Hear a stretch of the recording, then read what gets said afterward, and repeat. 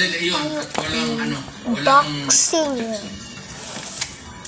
So, kung may galawin man ang konstitusyon ito, Mag-design basta panahon ng tayo, Marcos, putang ina, dapat kialaman talaga yung konstitusyon. Pinapahaba yung trabaho. mag-drawing tayo ang mga design dito for Huwag training. kayong pumayag na ganon. So, dito ang mga Kababuyan yan. color. Sabi ko sa iyo, hindi tayo magkakilala lahat. So, I ready. Kung unang panahong nagkita tayo dito sa Maynila, magpatayan tayo. 2, 1. Ilocano ka, Batanggenyo. So, ang umupo uli dito ang Amerikano. So, ilang taon tayo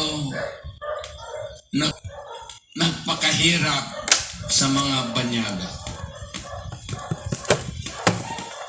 Ngayon, may isang presidenteng dumaan na matagal na dinispat sa naman sana namin. Pati ito ngayon.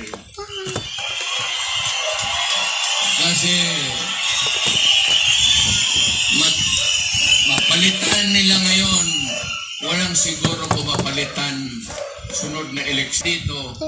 May isang boto para sa presidente. Ngayon, ang gusto nila itong Congress,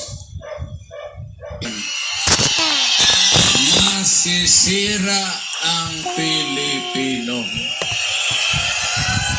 You would lose your direct vote.